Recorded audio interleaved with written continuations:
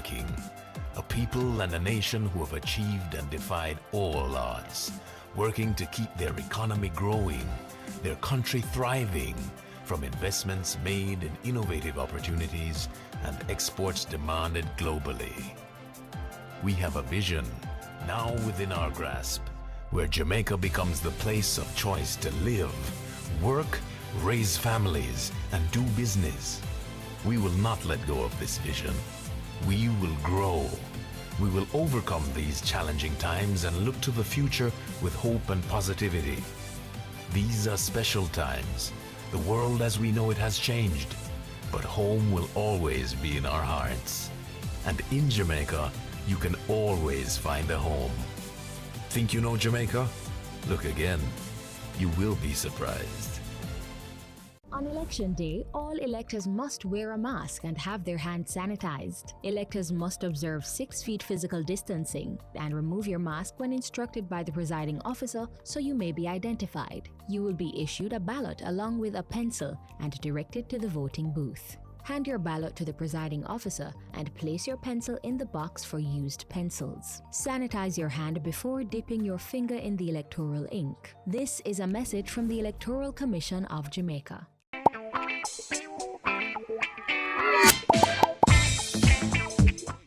Brought to you by the Jamaica Debates Commission in association with Proven, Flow, Scotiabank, National Democratic Institute, Digicel, NCB, PanJam, UWI, JN Group, and Victoria Mutual Group. Tonight we focus on leadership. Our moderator is Dervin Malcolm.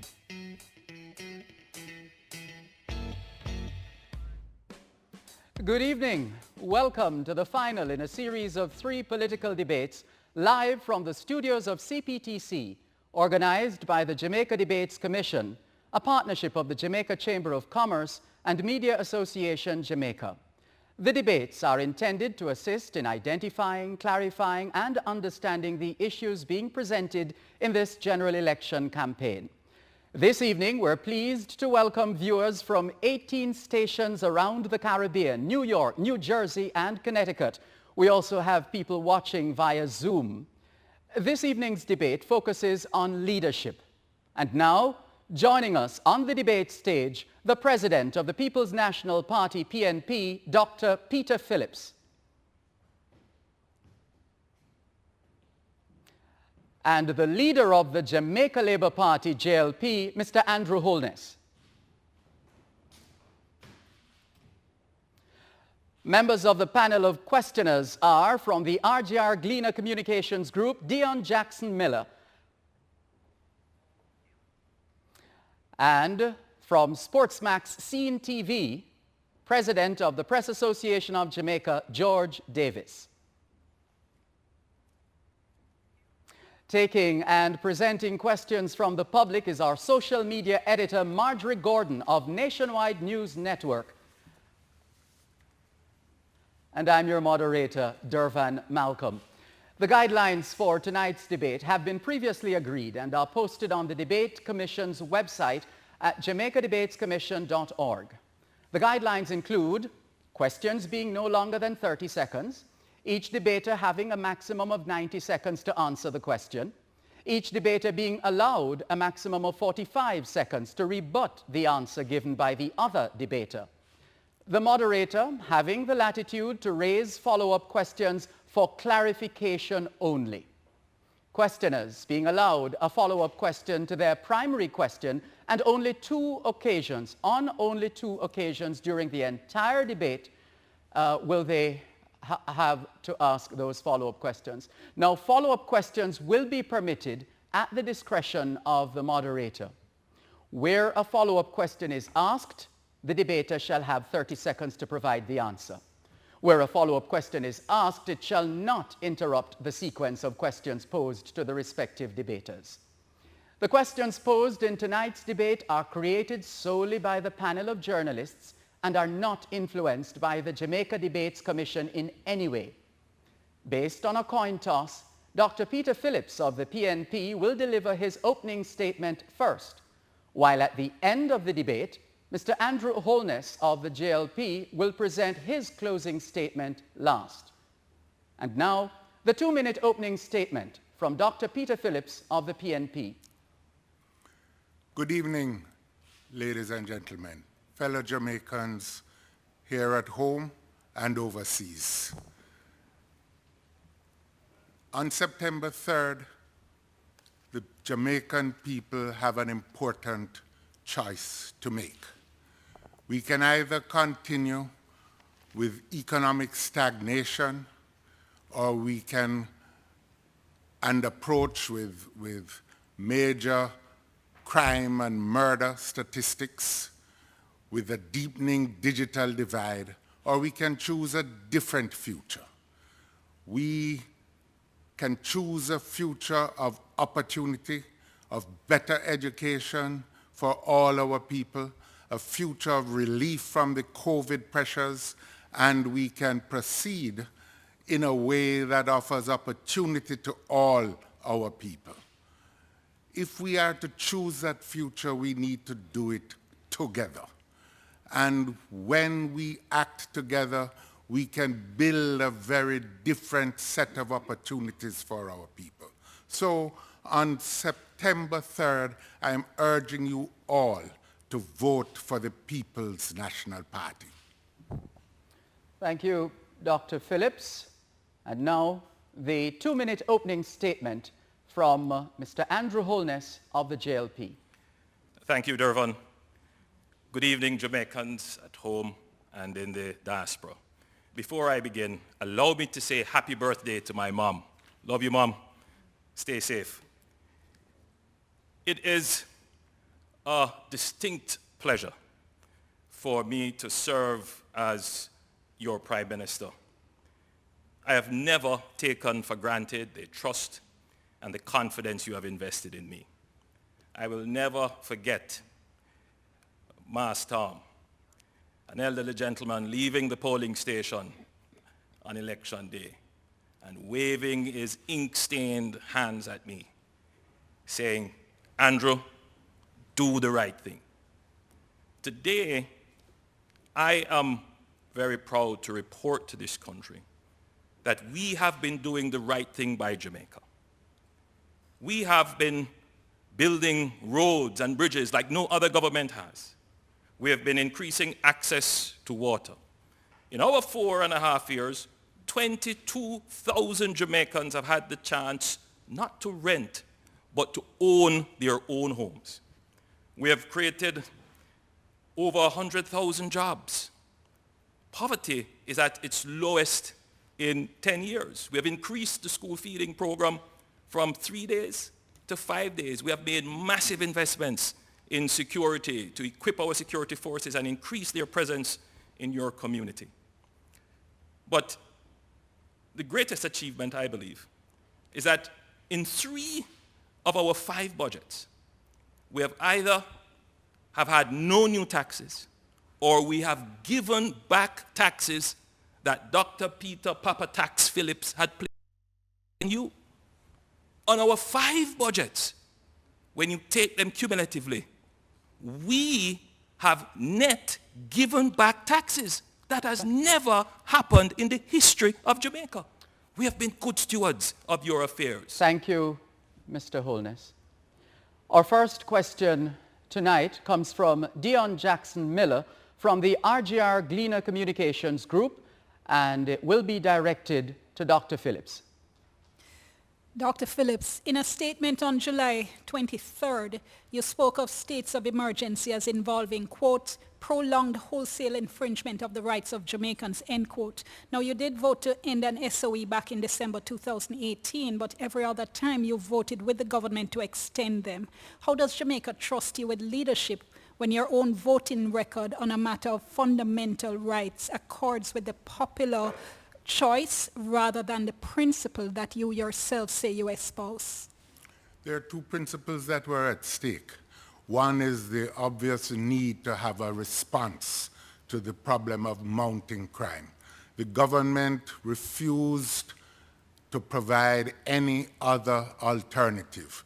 We continued to make our case to them while at the same time advocating a different approach to to the whole question of crime control and murder control. And so we believe that there is a way other than a way relying on the states of emergency to deal with hotspot policing, intelligence-led policing, and one which recognizes the rights of citizens. It's a difficult choice, but we ended up making the right one. Thank you, Dr. Phillips. Mr. Holness, your rebuttal. Look, let's just face the facts. The truth is that the people called for the states of public emergency. I remember very well the first time that the PNP voted to end the states of public emergency in St. James. It was grief and panic. The truth is that they very well know that the SOEs have been very effective in controlling the murder and crime pandemic. It has flattened the murder curve in Jamaica. Thank you, Mr. Holness. And now George Davis will pose a question to Mr. Andrew Holness. Mr. Holness, in the Education Ministry's 2019 high school rankings, the percentage of schools with students passing at least 5 C6 subjects ranged from 100% at Campion to 0.8% for the lowest ranked school. Of the 161 schools listed, 91 had less than 20% passes. And while the top 10 averaged over 90% passes, the bottom 10 averaged under 2% passes. How then do you propose to create a more equitable education system? Thanks for that question, George. The first thing that we need to ensure is that all children going into primary school get into primary school at the same level. So you have to level the playing field starting at the early childhood level. And so we know what to do in terms of the investment in education, and that is well underway. The second thing that you have to do is ensure that students at the primary level develop the critical skills of literacy, numeracy, and in today's world, digital numeracy, so that they are able to access the curriculum at the secondary level, which is why my government emphasized literacy and numeracy at the grade 4 level. We made it a national priority.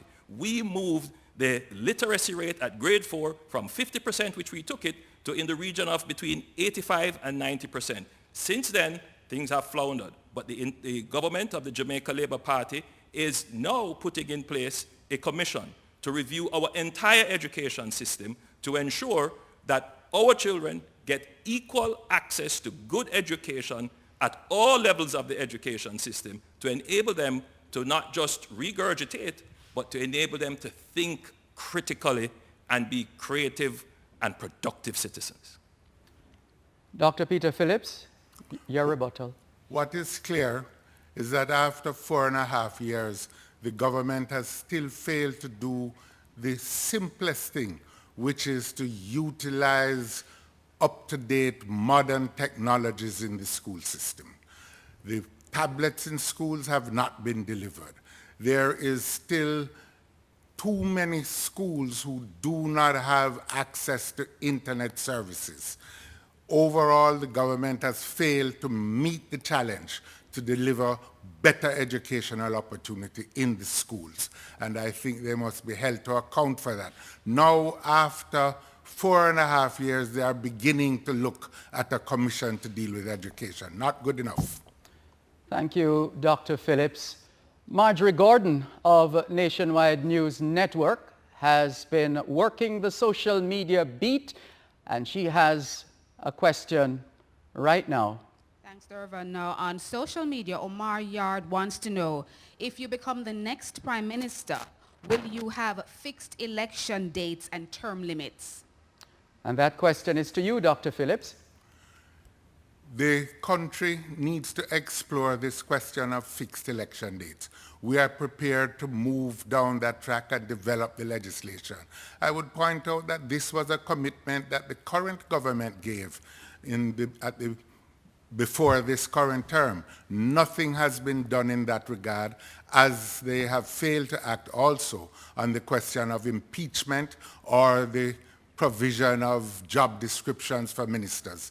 The failure to provide job descriptions for ministers has resulted in the worst wave of corrupt behavior and thievery in government that this country has seen in its entire post-independence history. Mr. Holness, you have an opportunity to respond to that question as well. Fixed election dates remain an aspiration of this government. So too are our commitments regarding the development and execution of a grand referendum. As it relates to issues such as job descriptions, you know, not many persons would know this, but our cabinet at each retreat requires each minister to develop a work plan, which I personally review, monitor, and evaluate. And in addition to that, you may not know, but we have put in place a training system where our ministers participate in training in public affairs management and training in good governance. So we have done far more than a job description on a piece of paper. We have put that into action, and you have seen the results. I stand here on a platform of performance, of delivery. He has been saying all kinds of things about the government, but he cannot say that this government has not delivered, even on things which they started and did not complete. Thank you, gentlemen. And we now take our first break in this national leadership debate. Please stay with us.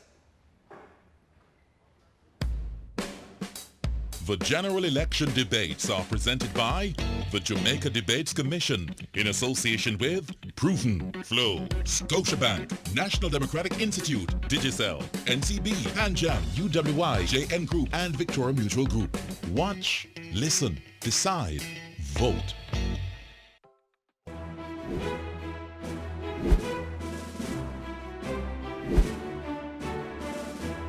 Elections in Jamaica are now monitored under the campaign financing legislation.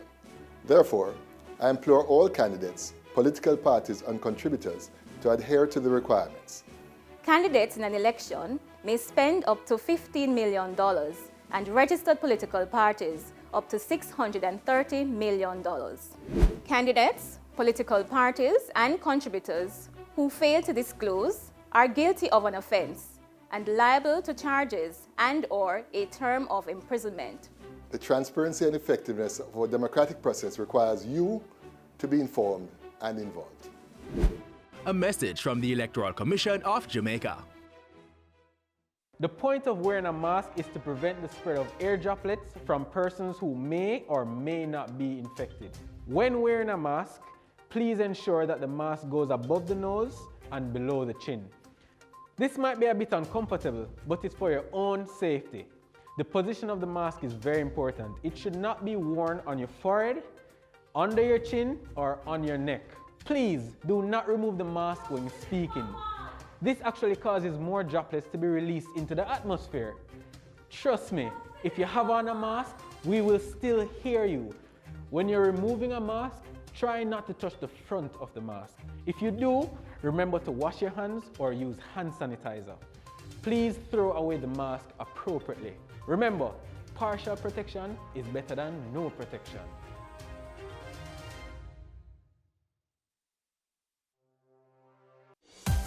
Jamaica, home of the resilient, passionate and hard-working. A people and a nation who have achieved and defied all odds, working to keep their economy growing, their country thriving, from investments made in innovative opportunities and exports demanded globally.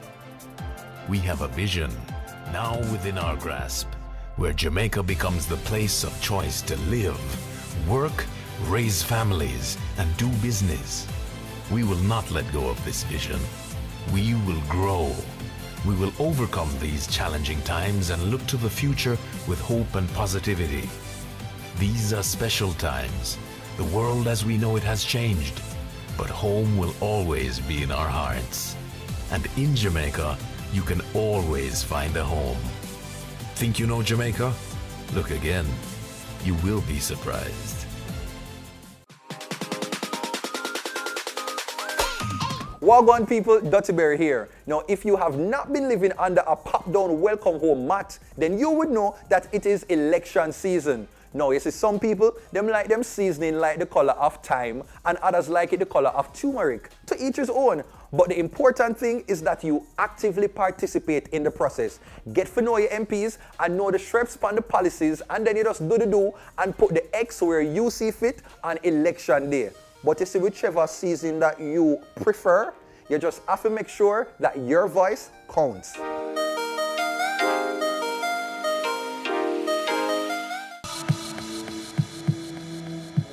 This is our home, Jamaica, and tourism is the lifeblood of our country.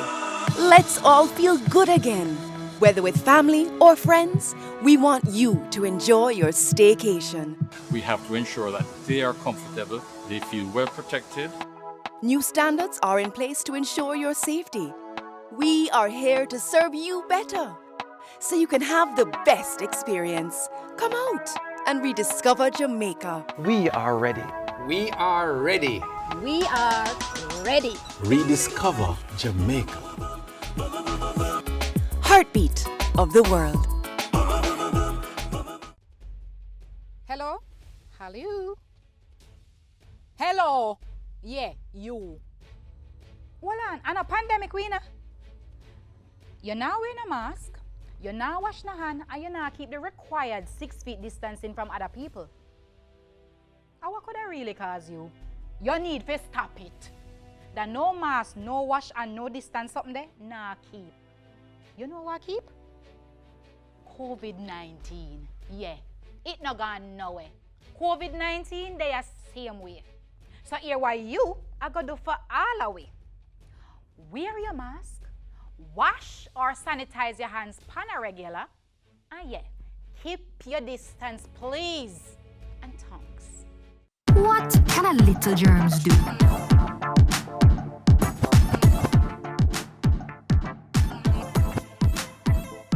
Pink eye running belly, even flu. Germs can make them happen to you.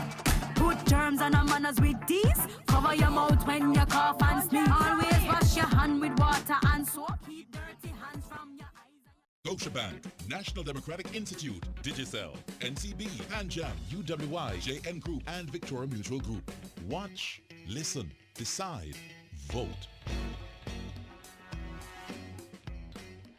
Welcome back to the final in a series of 3 political debates being facilitated by the Jamaica Debates Commission, a partnership of the Jamaica Chamber of Commerce and Media Association, Jamaica.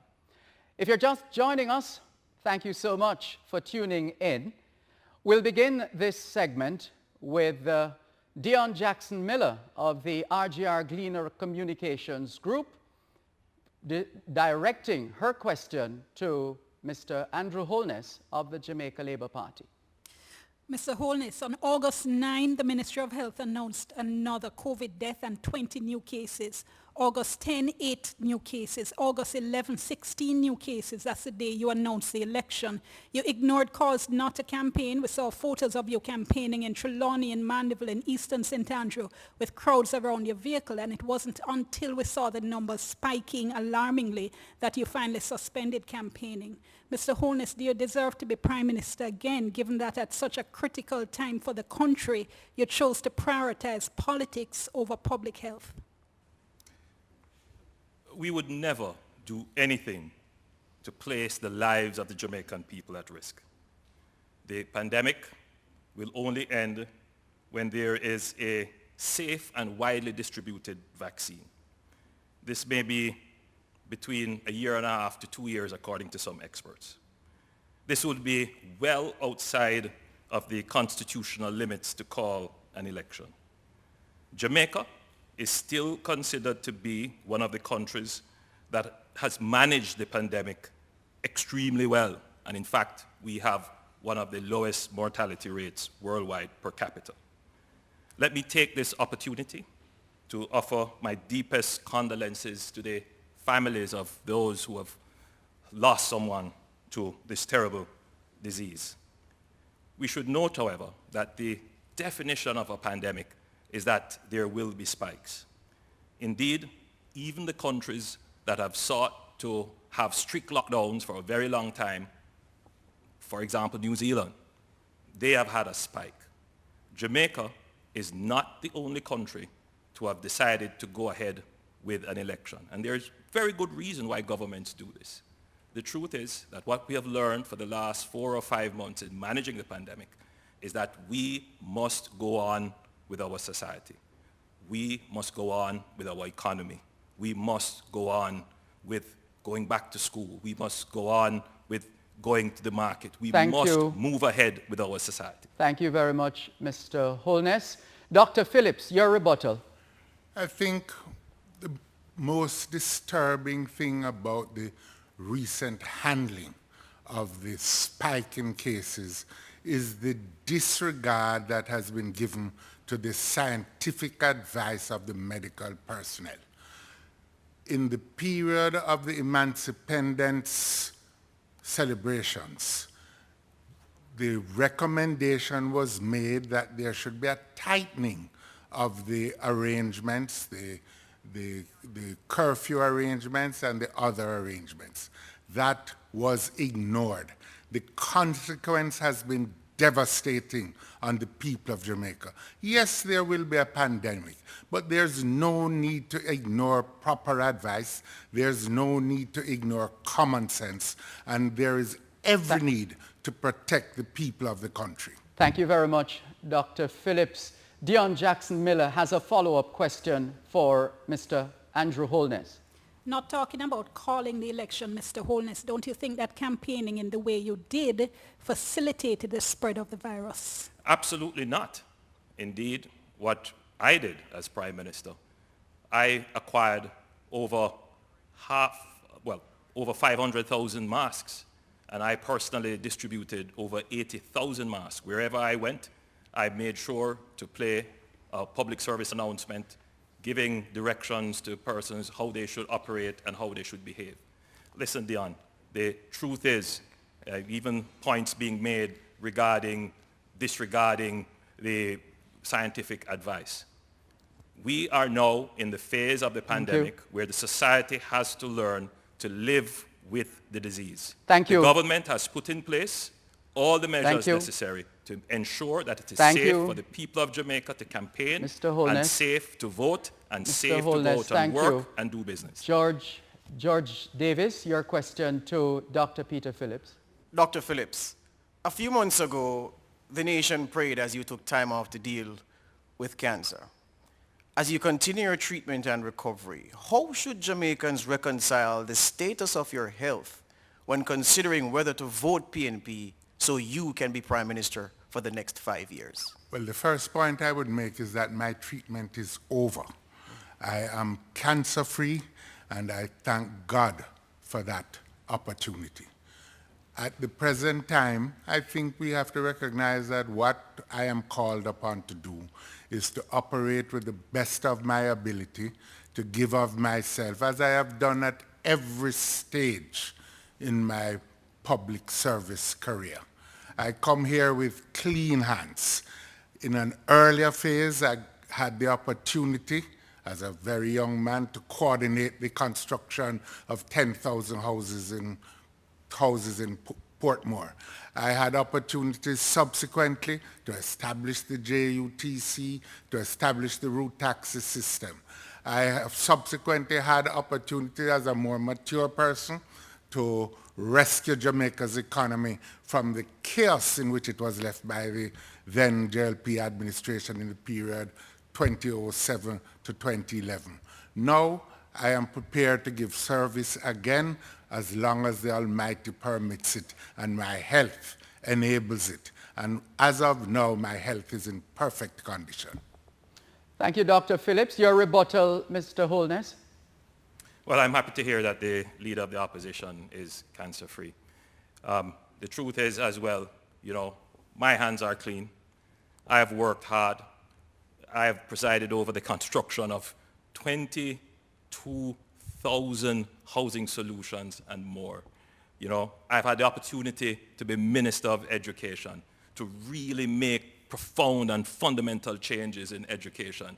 As Prime Minister, I'm also a minister, and I have presided over the construction of more roads in Jamaica than any other government in the recent history of Jamaica, including completing projects that started under his administration, which they didn't complete.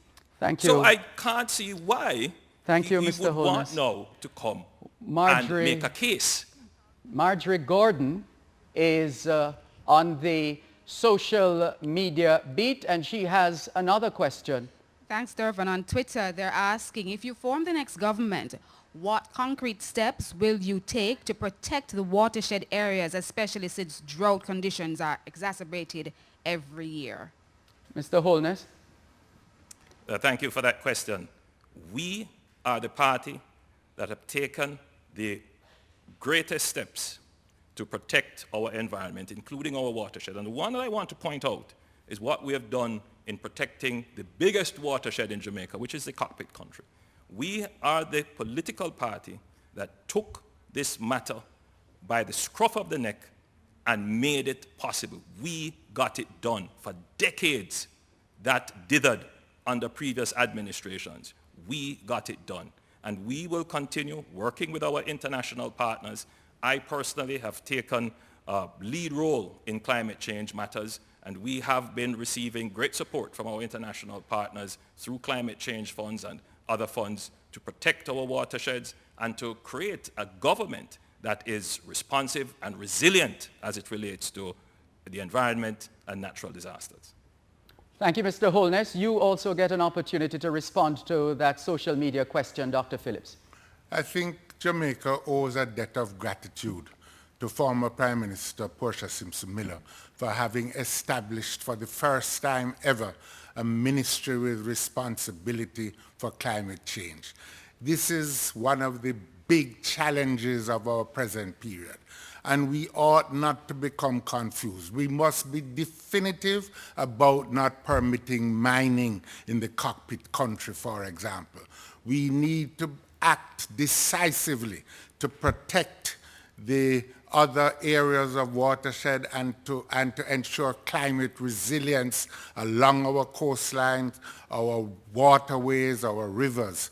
This is the most important challenge of now, and we need to mobilize the entire country to deal with it. Dion Jackson Miller will now direct her next question to Dr. Peter Phillips. Dr. Phillips, frankly, it's been wonderful seeing two brilliant women leading the government and opposition sides in the Senate. But drill down deeper, and you said there are only 2 of 8 opposition senators that are women. That's 25%.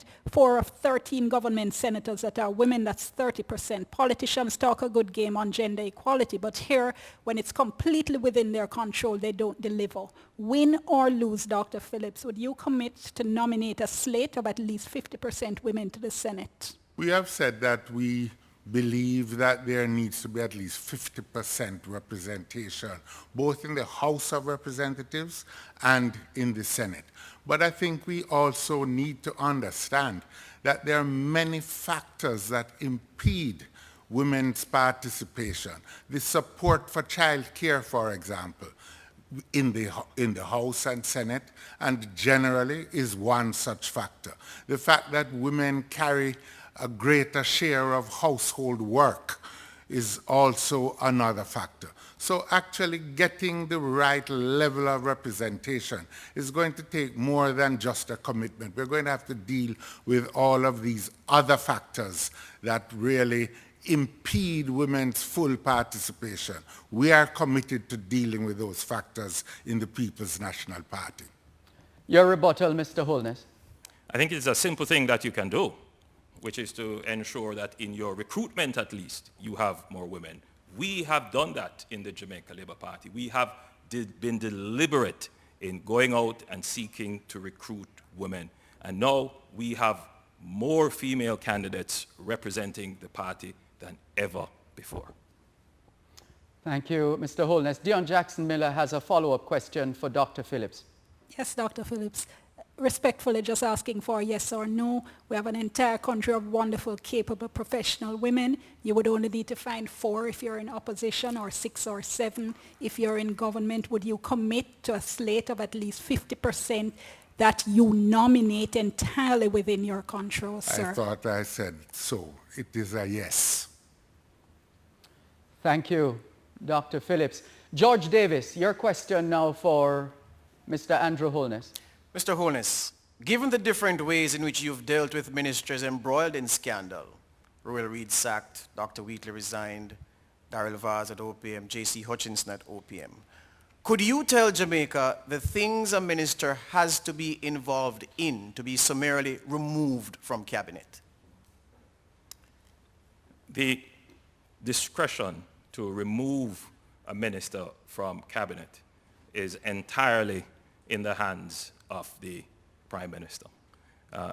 And indeed, that would range from non-performance, dereliction of duties, lack of accountability, lack of responsiveness, and breaking with policy, breaking cabinet, the secrecy of cabinet. There are a host of things as it relates to impropriety, malfeasance, misfeasance, or corruption. Firstly, I have to be satisfied that there is enough, even without an independent authority investigating and pronouncing. I would have to satisfy myself that there is enough. Once I'm satisfied, I will act. Further action sometimes require that I await the pronouncement of independent bodies that are authorized to make definitive statements on corruption. But generally, the public would see and would know that I have acted proportionately and appropriately to address issues of impropriety, issues of lack of accountability, issues of corruption. Thank you, Mr. Holness. Dr. Phillips, your rebuttal.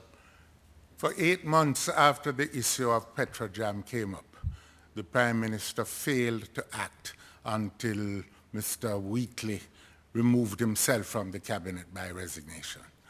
There was no action taken against Royal Reed until we in the People's National Party raised the question. The following day, Reed was removed from the cabinet. Now there are a number of ministers who have been found wanting, and they seem to have become part of a holding cell at Jamaica House. It reflects a lack of commitment to the principles of anti-corruption, and it reflects a failure to be bold and decisive in showing leadership to the country. Thank you, Dr. Phillips. Marjorie Gordon of Nationwide News Network has been combing through the throngs of messages on social media, and she has another question. Yes, Durvan. Now, Rupert Francis, he wants to know, how do you plan to reduce Jamaica's demand on importation and focus more on local production? And that first goes to Dr. Phillips. You know, one of the striking things about the present administration is that despite the previous administration having reduced $300 million of the country's food bill, it has risen again to in excess of $1.1 billion or thereabouts. We believe that an important part of the reduction of our import bill centers upon agricultural transformation. And we are committed to doing this by ensuring, first of all, that our farmers, especially our small farmers, get better advice from RADA, that they are given titles for the land, which enables them to become mainstream participants in the financial sector, and that they are also assisted with marketing, both in CARICOM and internationally. We think that there is tremendous scope for enhancing our export capability, beginning with agriculture, but including other areas such as our creative sectors, for example, and in the digital economy. Jamaica can do better. We will do better under PNP administration. Thank you very much, Dr. Phillips. Mr. Holness, your opportunity to respond to the question. Quickly, when I listened to Dr. Phillips speak, it's as if he just came to the stage. Dr. Phillips has been there for more than 2 decades. And so these problems have existed for a very long time, and they have done nothing. The truth is that the Jamaica Labour Party government, in its first year, created MICAF, the Ministry of Investment, Commerce, Agriculture, and Fisheries. Why? Because we recognize that agriculture requires investment and technology to transform it. What has happened since? We have managed to attract the interest of businessmen into agriculture that are making massive investments. Case in point, Innswood, where over 1,000 acres have been put into production in potatoes and other things, which will be effectively reducing our import bill. We will replicate this 100 times over, but not just for the big investor. These projects also include the small farmers working in conjunction with big capital to deliver significant output. They talk, we get it done. Thank you, Mr. Holness. Please stay where you are. The national leadership debate returns in just a moment. The general election debates are presented by the Jamaica Debates Commission in association with Proven, Flow, Scotiabank, National Democratic Institute, Digicel, NCB, PanJam, UWI, JN Group, and Victoria Mutual Group. Watch, listen, decide, vote. On election day, all electors must wear a mask and have their hands sanitized. Electors must observe 6 feet physical distancing and remove your mask when instructed by the presiding officer so you may be identified. You will be issued a ballot along with a pencil and directed to the voting booth. Hand your ballot to the presiding officer and place your pencil in the box for used pencils. Sanitize your hand before dipping your finger in the electoral ink. This is a message from the Electoral Commission of Jamaica. Young people may have different interests from those of older voters, and those interests should be represented. Voting will affect the nature of representation and ultimately the content of public policy. So if you don't vote, you and your distinct interests are more likely to be ignored or neglected by policymakers. Make your voice count. The next person in line, your friend at school or your co-worker, may have COVID-19 and not know because they have no symptoms. You, on the other hand, could be hospitalized for 2 months or more if you become infected. Is it worth it? Stay socially connected, but keep the physical distance. Stay 6 feet away and avoid a hospital stay. COVID-19 is not over. Protect yourself while protecting others. A message from the Ministry of Health and Wellness.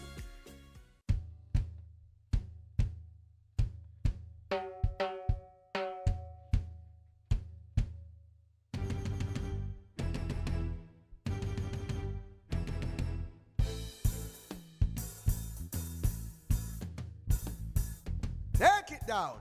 Reggae music is the heartbeat of the country. Low and stable inflation is the heartbeat of the economy.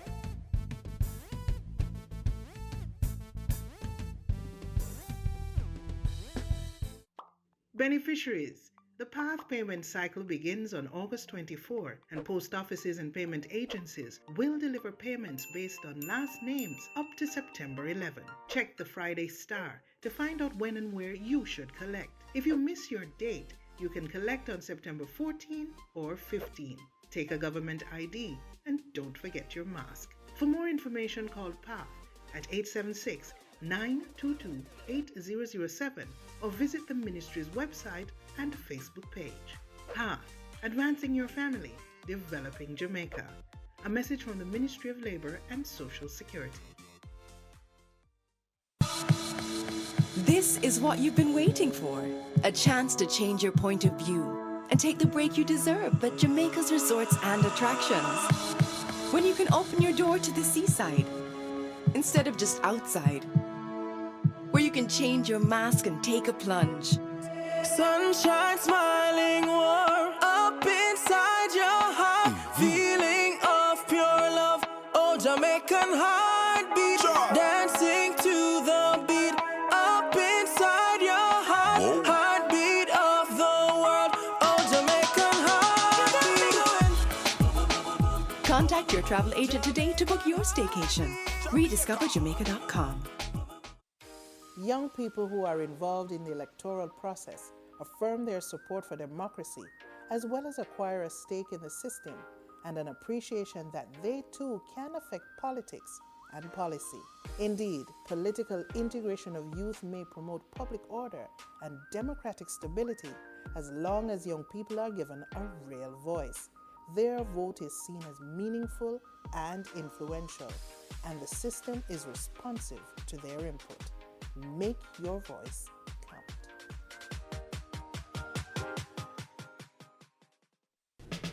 This is a message from the Early Childhood Commission. Do you have a child between 0 to 2 years of age? If yes, you need to download the ECC's First 1000 Days app. It allows you to receive parenting tips, track developmental milestones, learn about the Brain Builder concept,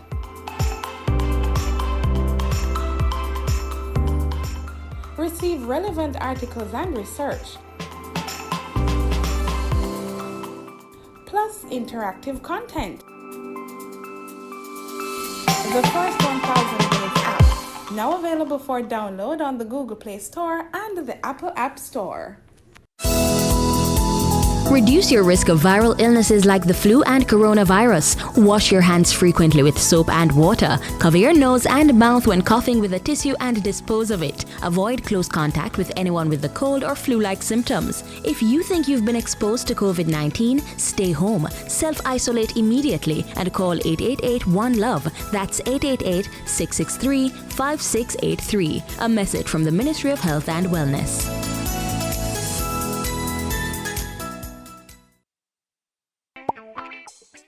The general election debates are presented by the Jamaica Debates Commission in association with Proven, Flow, Scotiabank, National Democratic Institute, Digicel, NCB, Hanjam, UWI, JN Group, and Victoria Mutual Group.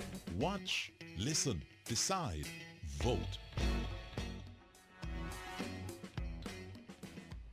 Welcome back to the final in a series of 3 political debates being facilitated by the Jamaica Debates Commission.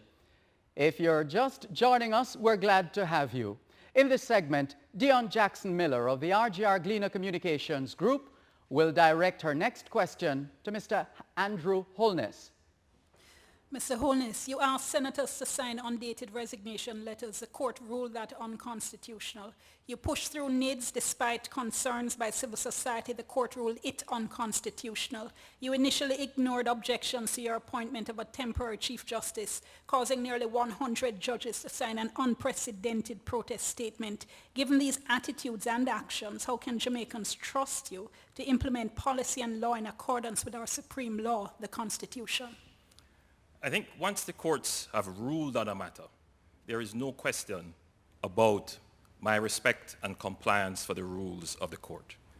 I've been involved in several court cases, in fact, in groundbreaking cases, including the first case on the voiding of elections.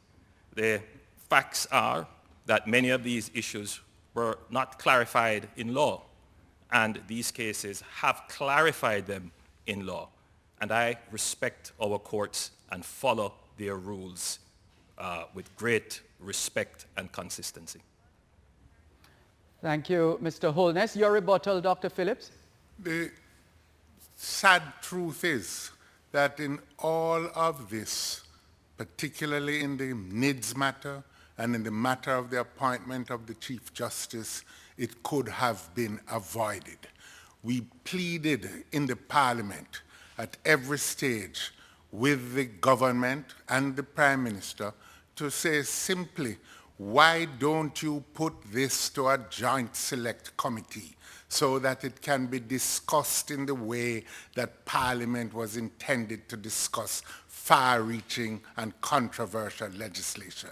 It is reflective of a pattern of arrogance in the conduct of the government that they refused at every point to just heed common sense and goodwill. Thank you, Dr. Phillips. George Davis, your question for Dr. Phillips. Dr. Phillips, on each occasion the Homeless Administration announced a state of emergency in a location, they stated explicitly they were doing so on the advice of the police and the military. Since you have said repeatedly, SOEs are not the answer, will you reject any recommendation to declare an SOE in any area if you form the next government?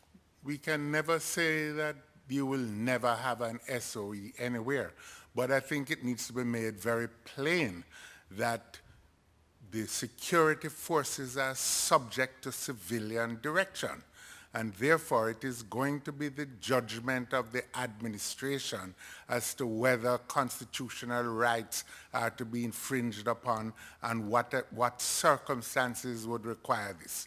It cannot be any other way. Thank you, Dr. Phillips. Your rebuttal, Mr. Holness. You know, the discussion regarding rights must always also focus on the rights of the many families that have lost loved ones to criminals. It must focus on the rights of people who are locked in their communities, cowering in fear because of criminals. The state must act, and it must act decisively, protecting the rights of all its citizens. This government has done so. We have made massive investments in security, where our security architecture was disinvested for many years. And we have asked our police and military to do a job for which they were ill-equipped and ill-resourced. We have now found a very good strategic approach. Thank you, Mr. Holness. George Davis has a follow-up question for Dr. Peter Phillips. Yes, Dr. Phillips, based on what you said in your answer, the leadership of the JCF and JDF and the recommendations of SOEs to the government, and since SOEs are not your preferred prescription, will you then seek to replace those leaders upon taking office and have people more aligned with how you'd want certain recommendations made? No, the question of replacing individuals is not that of any particular government. The Police Service Commission has the responsibility for the appointment of a police commissioner. The Defense Board has responsibilities in respect of a Chief of Defense Staff. These positions are not to be politicized and acted upon whimsically, but I think we have to make it absolutely clear that they are subject to political direction, civilian direction. Thank you. We now have another social media question. Marjorie Gordon of Nationwide News Network. Marjorie? Joel on Instagram wants to know, Durvan, what two major digital reforms do you hope to accomplish if you become Prime Minister? Mr. Holness, you get the first opportunity to respond to the question. I'm glad that question was asked. The leader of the opposition mentioned the government's eagerness to get the NIDS bill passed. And I've seen where the opposition has used its role and function in Parliament to prevent important pieces of legislation from coming to fruition. The NIDS is the foundation of us building a digital society. They stopped it. Another critical part of the development of a digital society is to ensure that our young people are properly trained to articulate and participate in the work opportunities that will come from the fourth industrial revolution. We plan to develop and build 6 STEM schools which will focus not just on science and engineering and mathematics, but on coding, which is now a new language. It has always been, but we have not embraced coding as a language. We will build a tech city in Portmore where there is tremendous skills, and we will from that move that tech city into parishes of St. James and into St. Mary and into St. Elizabeth. We will get the young people of this country in tune with the fourth industrial revolution so that we will not just be mere consumers of technology, but creators of technology. Thank you. Thank you, Mr. Holness. And now, Dr. Phillips, your opportunity to respond. Let me point out once again that the People's National Party did nothing to stop NIDS. It was the courts of Jamaica.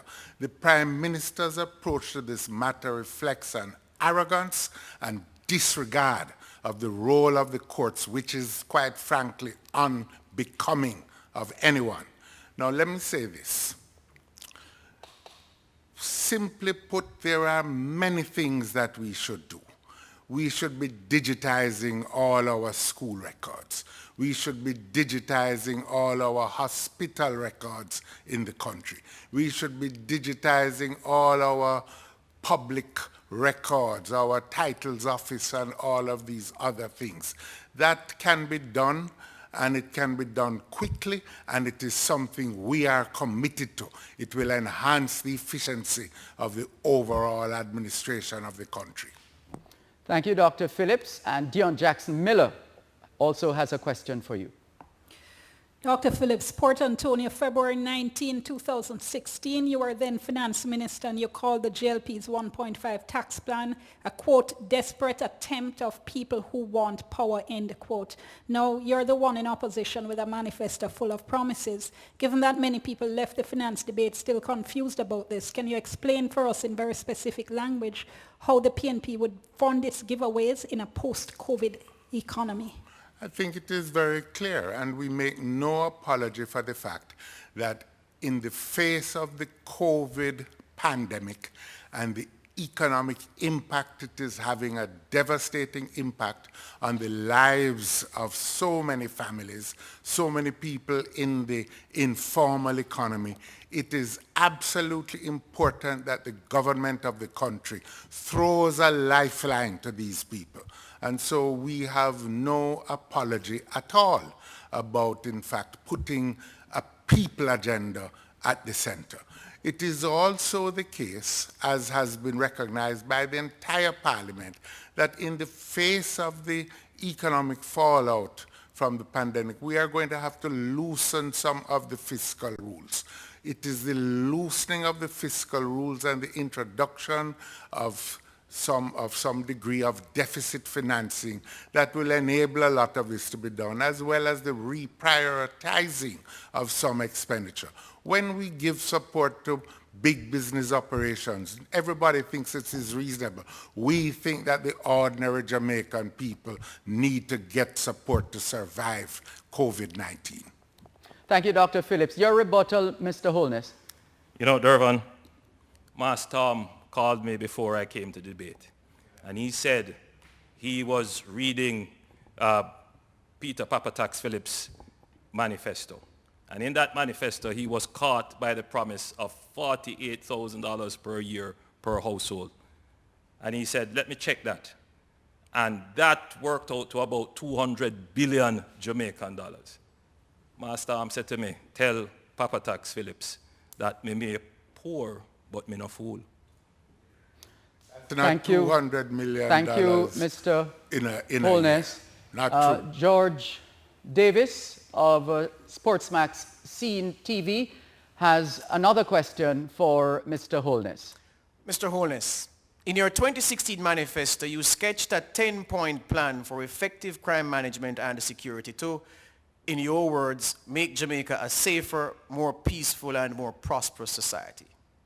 Despite listing 47 points of achievements in this manifesto, there is nothing, no mention of anything that has been achieved to make citizens feel safer. Is this tacit acknowledgement of your party's failure in this regard? Of course not. Thank you for the opportunity to bring up all our successes. You know, there's been no other government that has repaired and built new police stations like this government. There's no other government that has provided mobility and, more than that, equipped our fleet with tracking.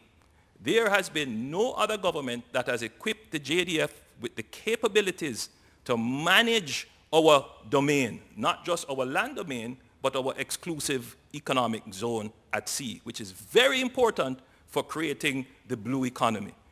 There has never been a government that has increased the manpower, the size and capability of both security forces to be able to increase presence in your community. You just need to ask the people of Mount Salem, the people of Greenwich Farm, the people in Augustown, how that expenditure of security and increased presence, which the opposition every time in Parliament calls for, we have done it and we have delivered. We know that crime is not a flip of the switch, but we have made the investments necessary to see to the long-term and sustainable reduction in crime and make Jamaica a peaceful society.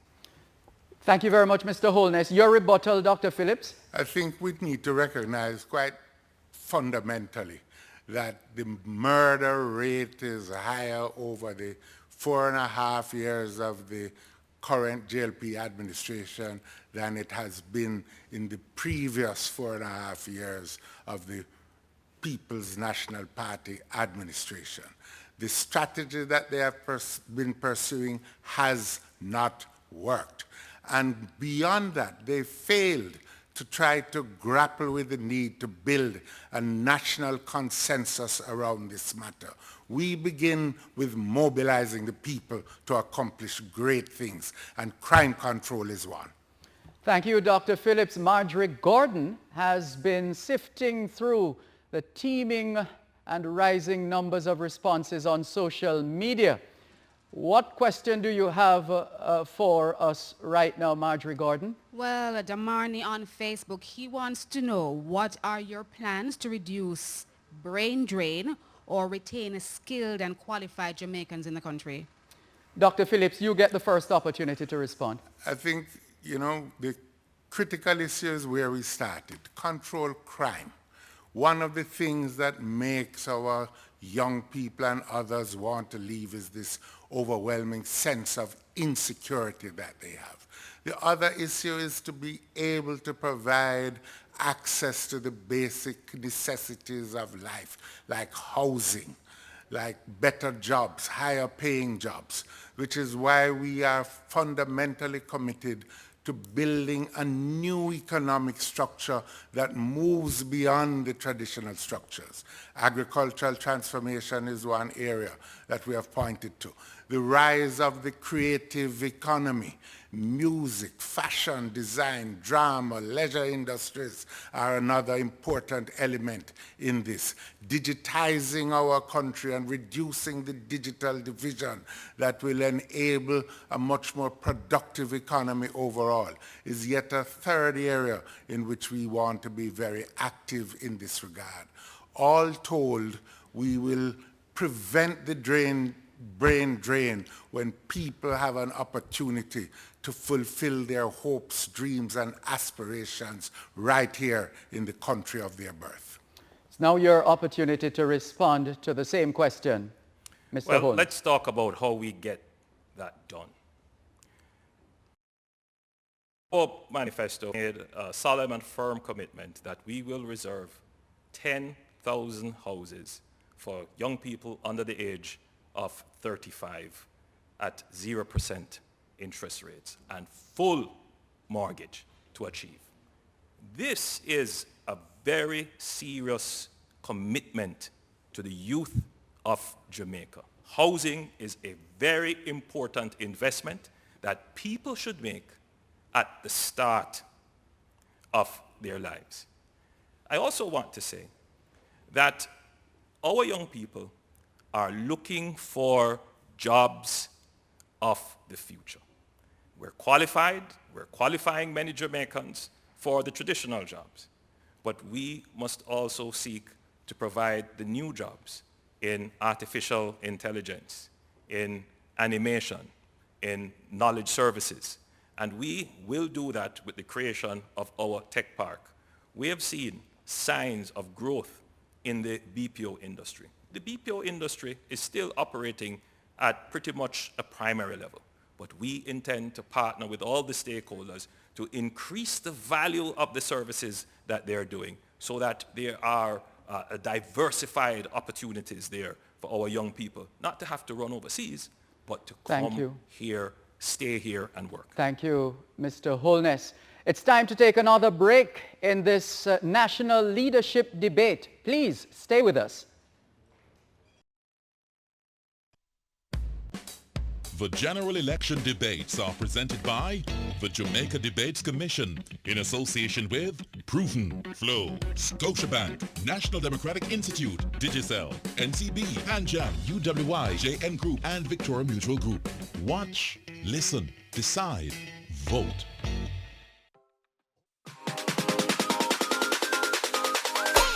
Make your voice count. Make your voice count. Make your voice count. Make your voice count. Make your voice count. Straight up, man, make your voice be heard. You understand what I mean?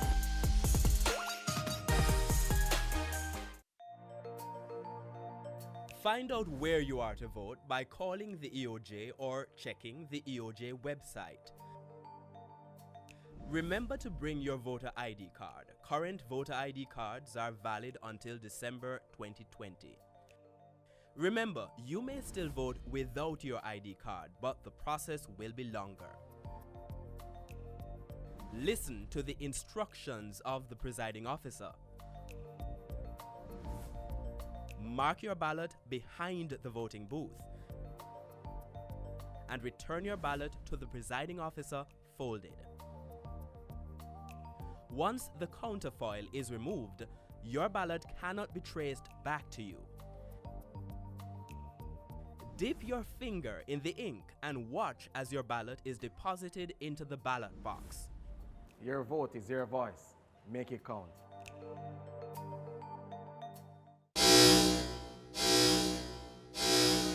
COVID-19 is still here. Always wear your mask correctly while in public places, covering your nose and mouth at all times. Masks should never be worn over the head, under your chin, below your nose, or hanging from your ears. Recovery from COVID-19 can take up to 60 days or more. The mask or the ventilator? You choose. A message from the Ministry of Health and Wellness.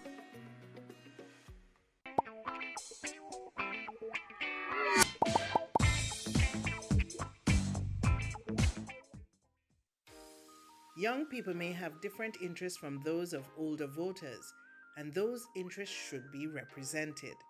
Voting will affect the nature of representation and ultimately the content of public policy. So if you don't vote, you and your distinct interests are more likely to be ignored or neglected by policymakers. Make your voice count.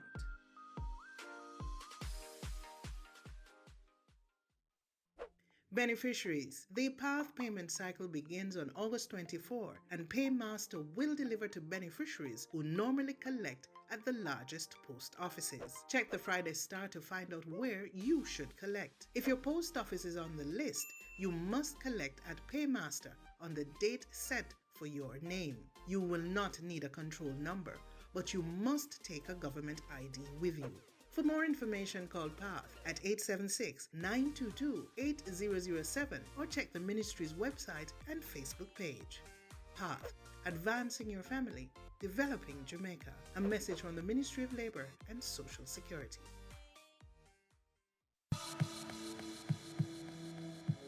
This is our home, Jamaica, and tourism is the lifeblood of our country. Let's all feel good again. Whether with family or friends, we want you to enjoy your staycation. We have to ensure that they are comfortable, they feel well protected.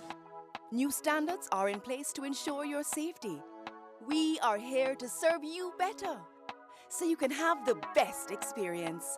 Come out and rediscover Jamaica. We are ready. We are ready. We are ready. Rediscover Jamaica. Heartbeat of the world.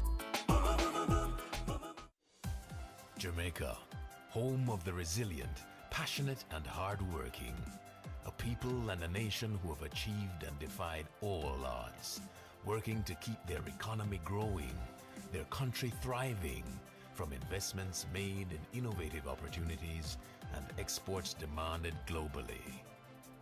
We have a vision, now within our grasp, where Jamaica becomes the place of choice to live, work, raise families, and do business. We will not let go of this vision. We will grow. We will overcome these challenging times and look to the future with hope and positivity. These are special times. The world as we know it has changed, but home will always be in our hearts. And in Jamaica, you can always find a home. Think you know Jamaica? Look again. You will be surprised. Crime is Jamaica's #1 threat. As we stay apart while working together to fight COVID-19, we must all live good and unite against crime and violence in Jamaica. Live good means talk it out, don't fight it out. We must live good to build a safe Jamaica. Stay home, stay safe, live good. Institute, Digicel, NCB, Panjam, UWI, JN Group, and Victoria Mutual Group. Watch, listen, decide, vote. Thank you so much for staying with us. You've been watching the final in a series of 3 political debates being facilitated by the Jamaica Debates Commission, which is a partnership of the Jamaica Chamber of Commerce and Media Association Jamaica. And for those just tuning in, we still have some time to go. Thank you for joining us. Dion Jackson Miller will start us off in this segment with a question to the leader of the Jamaica Labour Party, Mr. Andrew Holness. Mr. Holness, at one time or another, you've had experienced businessmen and politicians like Carl Samuda, Mike Henry, Darrell Vaz, Matthew Samuda, Pernell Charles Jr. serving as ministers without portfolio in your ministries. You oversee economic growth and job creation, land, housing, water, works, environment, until recently education in what could arguably be called the Ministry of Everything. Why should Jamaicans trust your team when you clearly don't? I think Jamaicans would be very satisfied with the results that we have gotten with the consolidation of several ministries. I find some of these questions to be inconsistent because oftentimes reports will be pulled where it is recommended that we should only have, for example, 10 ministries. How would you get that without consolidating? We have moved very closely towards ensuring that the silo-type bureaucracy that exists in our country is eliminated. What we have managed to achieve in structuring the government this way is to give all the key agencies that can drive economic growth, job creation, and development and place them under one policy guidance. It has worked. This is why we were able to complete so many roads all at once when the previous administration could not complete them. We completed and we started new projects. That is why we were able to bring cruise ships into Port Royal when previous administrations for decades tried. This is why we were able to complete very quickly and make a decision on the cockpit country when many administrations before tried. The real proof of what we have done is in the results. The results are unassailable. Thank you very much, Mr. Holness. Dr. Peter Phillips, your rebuttal. I think it is important for us to emphasize that team is the critical part of how we approach things. A team which not only has a mixture of ages and accomplishment, youth and maturity, but also with a proper gender mix. And as I said earlier, we need to ensure that we make it easier for women to participate in the political process. But it is also important that we recognize that Mr. Holness says that he has delivered, but the 5 in 4 has not come about. Crime has increased, and in fact, the digital divide has weakened. Dr. Phillips. They have not accomplished this. George Davis will now pose a question to you again, Dr. Peter Phillips. Dr. Phillips, in its 2011 manifesto, the PNP said, quote, "The police force is the most important agency in the country's campaign against crime." In that document, the party proposed a comprehensive modernization of the force through a statutory body, the Police Management Authority. That body was not created in the PNP's last term in office. Nothing was said about modernizing the police force in the 2016 manifesto and nothing in this manifesto. Is it, sir, that the police force is fine as is? No, I think it is made clear in what we have signed up to in the recent consensus document and what we have committed to in our present manifesto, that we need to complete police reforms. In fact, a national review of the force was undertaken, and it needs to be done. We need to strengthen the investigative capacities of the force. We need to strengthen the numbers in the force. We need to enhance its mobility, and at the same time we need to ensure that all the other supportive elements that will make the force more effective need to be put in place, including social intervention programs. Thank you very much, Dr. Phillips. Your rebuttal, Mr. Holness? You know, there's a time and place for studies. I have put forward many commissions to understand problems and get solutions. But there is also a time for implementation. And what can be said about this government, which has always been said, oh, we need to bring in vehicles and we need to track them. This government has done that. Oh, we need to improve the policy as to how policemen are promoted. This government has done that. Oh, we need to bring in intelligence. We must have intelligence-driven crime fighting. This government has made the investment to do it. This government is reforming the police force before your very eyes. The leader of the opposition talks a good talk, but it is as if they have just discovered what the problems and solutions are. Mr. Holness. Well, it's now time for the debaters to ask each other a question within 30 seconds, to which they're each obliged to give an answer within 90 seconds. The answer given in this case can be rebutted, but in no longer than 45 seconds. And so, your question to Mr. Holness, Dr. Phillips. Mr. Holness has said that he has produced 20,000 houses, but the PIOJ's numbers say that in 2019 there were 8,000 housing starts, and the number of housing completions was less than 2,000. How do you explain the discrepancy between the PIOJ's numbers and your own? Well, first of all, the NHT has provided us with very accurate data, and I speak on the NHT's data. And the NHT's data tells us that we have had, over all 4.5 years, close to 20,000 housing starts. You ask about housing starts? Yes, the houses will be completed, and they are being completed at a rapid rate. People are already buying them. As it relates to the 22,000 housing solutions that we have provided in our 4.5 years, that would include what has been provided by the HAJ, the Housing Agency of Jamaica, an incredible agency which is doing very well in providing housing solution for average income persons and low income persons. So we have done very well in the provision of housing solutions, far better than the previous administration. Thank you. Housing, go ahead, Dr. Housing solutions are less than 8,000 over the period of the administration. The numbers that you are citing do not compute. It would seem again it is another PR gesture which doesn't face up to the fact that the number of solutions have not been provided for people to be able to live in these houses.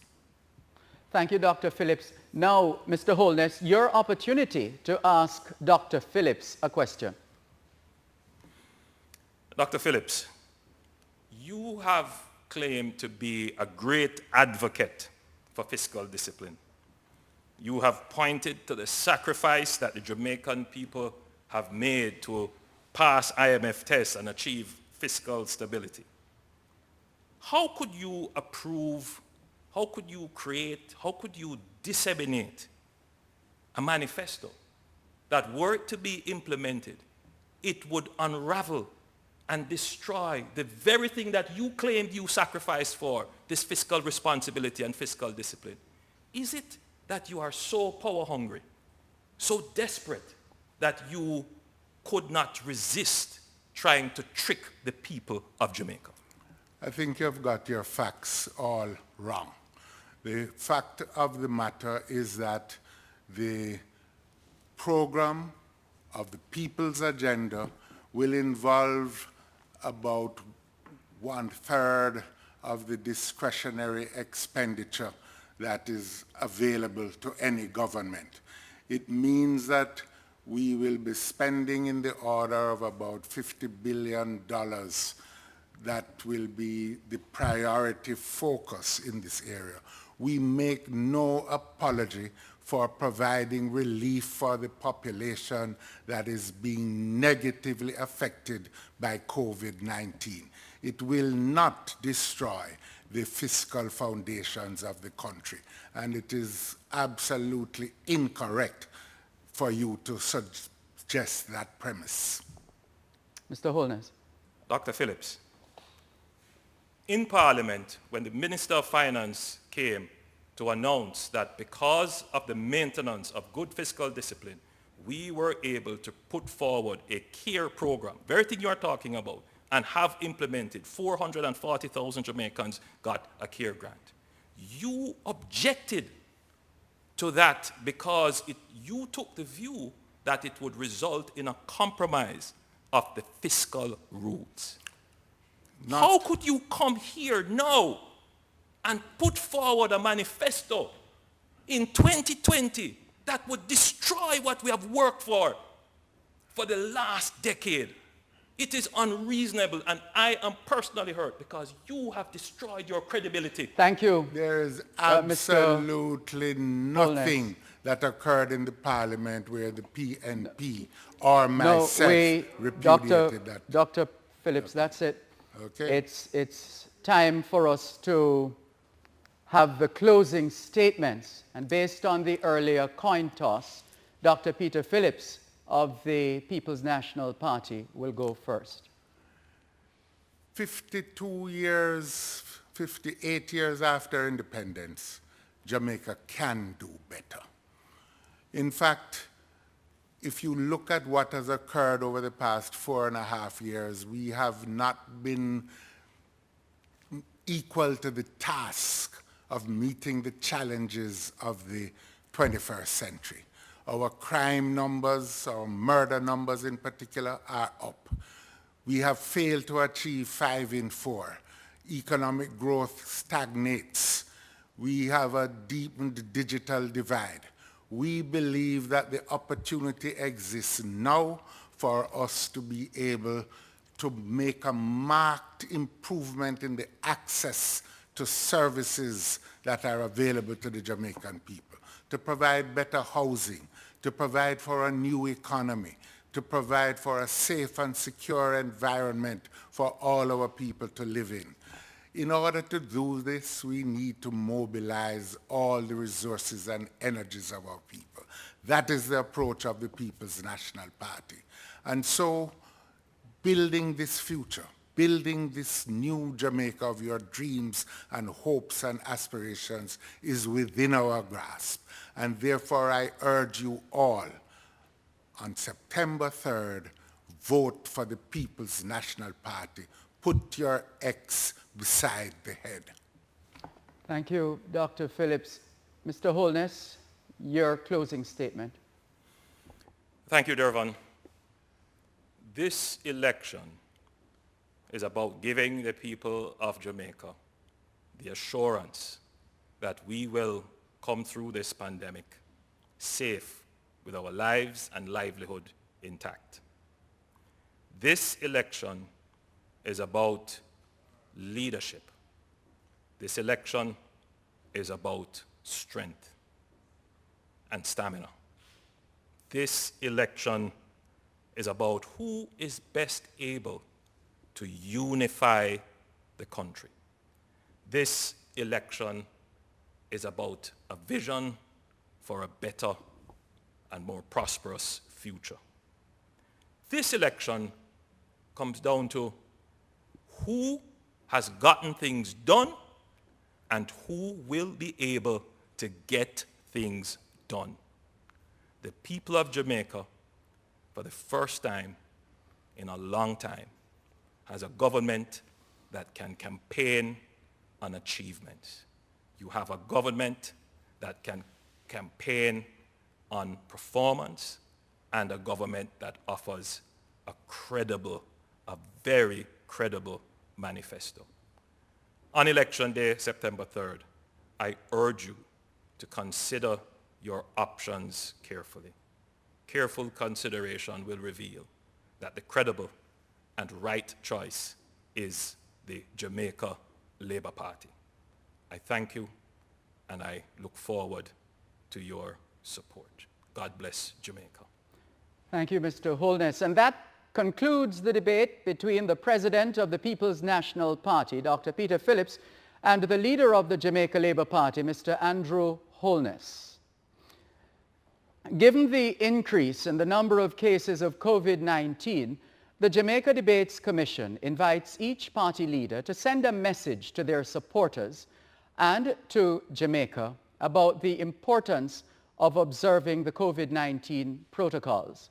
We invite Dr. Peter Phillips of the PNP to go first in 45 seconds. I want to urge all Jamaicans and the supporters and members of the People's National Party to consider their safety. Wear your mask, sanitize, maintain social distance, be safe so that you can protect yourself and your families and come out on election day. Jamaica needs all its people to be able to build on this future which we all seek when these elections are over.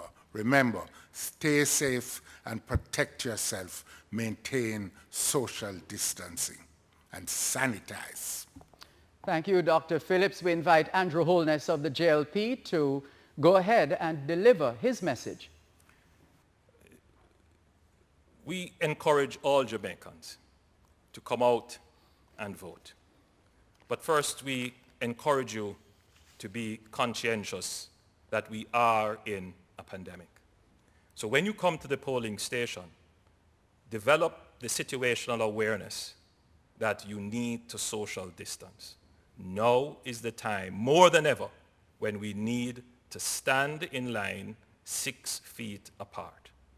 Develop the awareness as well that there will be persons coming into the line, elderly persons, persons who may be ill, that should be given priority to vote. Allow them to vote. When you come to the polling station, please wear your mask. Travel with hand sanitizer. Thank you. Thank you, Mr. Holness. We now invite both party leaders to elbow bump in the spirit of friendship after having donned their masks.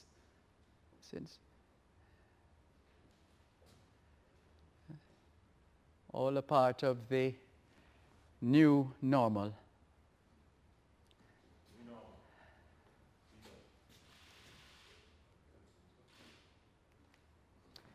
And that's it, the final debate in the 2020 general election debate series that focused on leadership and featured Dr. Peter Phillips of the PNP and Andrew Holness of the JLP. Thank you so much for joining us. Thanks to our production crew, production and funding partners, and most of all, our viewers and listeners across Jamaica and the diaspora. On behalf of the Jamaica Debates Commission, we're asking you to observe all health and safety guidelines from the Ministry of Health and Wellness, not just on election day, but every day. We can beat COVID-19, but it starts with and depends on you. I'm Dervan Malcolm. Good evening.